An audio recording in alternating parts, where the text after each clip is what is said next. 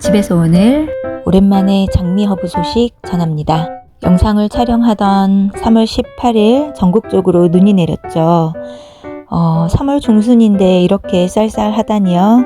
그래도 다행인 건 며칠 뒤부터 기온이 꽤 올라가더라고요. 이제 우리 식물들도 기지개를 켜고 폭풍 성장할 시기가 되었네요. 지금 보이는 이 장미허브는 작년 봄부터 제가 계획을 가지고 키우고 있는 애정하는 식물 중에 하나인데요. 10개월 전, 그러니까 2024년 5월 중순에 한쪽 구석에서 방치된 채 곁순만 좀 남아있던 이 아이를 깊이가 깊은 화분에 옮겨 심어서 좀 구부러진 수영으로 만들었고요. 그리고 40일 뒤에 보았더니 이렇게 풍성해졌더라고요. 이 아이를 다시 불필요한 곁순만 좀 떼어냈다가 2개월 뒤, 그러니까 9월경에 곁순을 좀 살려야겠다는 생각을 했어요. 그래서 불필요한 잎들을 좀 제거를 했습니다. 곁순은 남기고 그 곁순 곁에 있는 잎을 좀 제거를 했더니 이런 모습으로 바뀌었고요. 가을, 겨울 동안 아주 느리게 성장하여서 현재 이런 모습입니다. 10개월 만에 변화 과정을 잠깐 보여드렸어요. 장미허브는 5월부터 9월 사이에 굉장히 빠른 성장을 하기 때문에 봄 동안에는 좀 이 모습에서 크게 변화가 없을 거라고 예상이 됩니다. 하지만 5월이 지나고 무더운 여름을 거치면서 폭풍 성장하고 아마 9월쯤이면 굉장히 예쁜 모습으로 변하지 않을까 하는 기대를 가지고 있어요.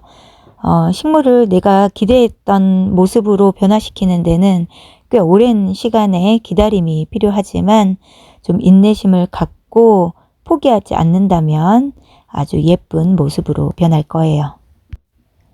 오늘은 이 장미허브를 가지고 새로운 실험을 하나 해보려고 하는데요. 생장점이 살아있는 끝부분 두 가지를 잘라내서 뿌리가 잘 자라는데 과연 뿌리 영양제가 얼마나 도움을 주는지 실험을 해보려고 합니다. 뒤에 따로 삽목되어 있는 이 아이는 제가 실수로 부러뜨리는 바람에 떨어져 나온 줄기예요. 그래서 이 아이의 몸에서 나왔다는 걸 기억하려고 같은 화분에 삽목했습니다. 자, 확대해서 좀 자세히 살펴볼까요? 자, 중심 줄기가 이렇게 뻗어 나와 있고요. 그 주변으로 곁순들이 자랐고요. 그 곁순의 곁순들이 이만큼 자란 거지요. 이 곁순들을 키우기 위해서 일부러 그 곁순 옆에 있는 잎들을 제거하고 잎에 갈 양분이 이 곁순에 집중되게 곁순은 남겨놨어요.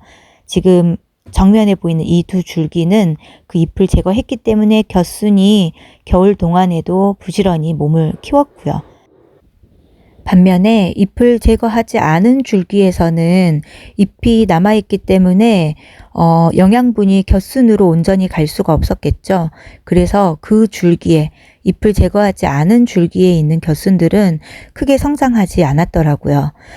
제가 예상했던 대로예요. 우리가 장미허브를 외목대로 키울 때 보통 곁순을 제거를 하지요. 곁순을 제거하고 잎은 남겨두면 광합성을 충분히 해서 줄기가 튼튼하게 자라나고 성장을 잘해요. 반면에 곁순을 남겨두고 잎을 제거하면은요, 잎으로 갈 양분들이 곁순에 집중이 되면서 곁순이 좀 튼튼하게 자라더라고요. 그래서 잎을 제거하지 않았던 이 줄기도 이번에 잎을 좀 제거를 하고 곁순을 남겨뒀어요. 그러면 올 여름 동안에 이 곁순들이 잘 성장할 거라고 짐작이 됩니다. 자, 이제 본격적인 실험에 들어가 보겠습니다. 자, 생장점이 살아있는 이 두 줄기를 위에 한 4cm가량 잘라내도록 하겠습니다. 자, 두 줄기를 잘라내서 삽목을 할 건데요. 잘라낸 부분이 커다란 꽃송이처럼 탐스럽지요. 윗부분이 생장점이 살아있어요. 순집게 하지 않았거든요. 마찬가지로 오른쪽 줄기도 같은 길이로 잘라냈습니다. 아주 튼실해요. 두 줄기 모두 얼굴이 아주 큼직하게 예쁘네요. 삽목을 위해 아랫부분 잎을 제거를 했습니다. 장미허브는 좋은 향기가 나는데 가만히 두었을 때는 향기가 거의 나지 않고요. 물을 줄 때라던가 손으로 만질 때 향기가 퍼집니다.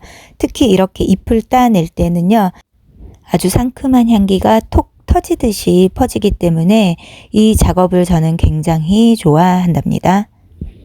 아랫부분 잎을 제거하는 이유는 삽목을 하려면 줄기 부분을 꽂을 수 있게 공간을 마련해야 하는데 잎이 맨 아래까지 달려 있으면 꽂을 수가 없죠. 그래서 줄기를 확보하기 위해 잎을 제거를 하는 거고요. 또 하나의 이유는 잎을 너무 많이 남기게 되면 이 뿌리가 전혀 남아있지 않은 이 삽목 개체가 뿌리를 원활하게 내리기가 좀 버겁겠지요. 그래서 적당한 양의 잎을 남겨줌으로써 뿌리를 쉽게 내릴 수 있게 하는 거예요. 잎을 남길 때는 많게는 10장, 적게는 6장 정도 남기면 됩니다. 저는 이번에 실험을 위해서 이 줄기들을 잘랐기 때문에 최대한 비슷한 길이로 같은 잎을 남겼습니다. 자, 이렇게 다 따낸 잎들은요, 버려도 되고요. 간혹 잎꽂이를 하신다는 분들도 계시는데 저는 잎꽂이까지는 하지 않아요. 워낙 장미허브가 번식이 쉽기 때문에 대신 접시 위에 올려서 말린 다음에 방향제처럼 사용하고 있습니다. 장미허브는 로즈마리나 바질처럼 식용으로 이용하지는 않지만 잘 말려서 그 향기를 이용하면 정서적으로 효과가 있다고 합니다. 자, 이제 상토 100%의 장미허브를 삽목해 보도록 할게요. 뿌리가 없는 상태의 식물을 삽목할 때는 상토 100%를 사용하는 것이 좋습니다. 저는 이번에 뿌리솔솔이라는 뿌리 발달에 도움을 주는 영양제를 이용해 보려고 합니다. 광고 아니고 내돈내산이에요. 작년 가을에 구입해 뒀는데 아무래도 추운 계절에는 정확하게 결과를 보기 어렵겠다 싶어서 봄이 오기만을 기다렸습니다. 이 한 병의 용량이 100ml인데요. 500대 1로 희석해서 쓰기 때문에 굉장히 오랫동안 사용할 수 있을 것 같아요. 저는 500ml 페트병에 희석해서 쓸 거라서요. 500ml에 뿌리솔솔 1ml. 1ml를 정확하게 떨어뜨리기가 좀 어렵겠다 걱정했는데요. 그나마 다행인 게 이 스포이드가 굉장히 잘 만들어졌더라고요. 미세한 방울로 톡톡 떨어지니까요. 서너 방울이 1ml 정도 되겠다 싶었어요. 그래서 서너 방울 떨어뜨렸습니다. 왼쪽 삽목 개체의 뿌리 솔솔 희석액을 관수할 거라서요. 마스킹 테이프에 적어서 붙여두었고요. 동일한 조건에서 실험을 하기 위해서 같은 유리 그릇을 사용하였고요. 하나의 그릇에는 100% 수돗물, 그리고 또 하나의 그릇에는 뿌리 솔솔 희석액을 넣었습니다. 그리고 영상에 다 담지는 않았지만 좀 더 정확한 실험을 위해서 이 두 개 이외에도 실험군을 좀 늘렸습니다. 저면 관수로 계속해서 물을 주고요. 한 3, 4개월 뒤면은 그 결과가 드러나지 않을까 싶네요. 뿌리 영양제가 좀 효과가 크면 좋겠네요. 제가 항상 로즈마리 삽목에 실패를 하는데 이번에 효과를 잘 보면 로즈마리 삽목에도 성공하고 싶네요. 자, 오늘도 시청해 주셔서 감사합니다. 좋은 날 되세요.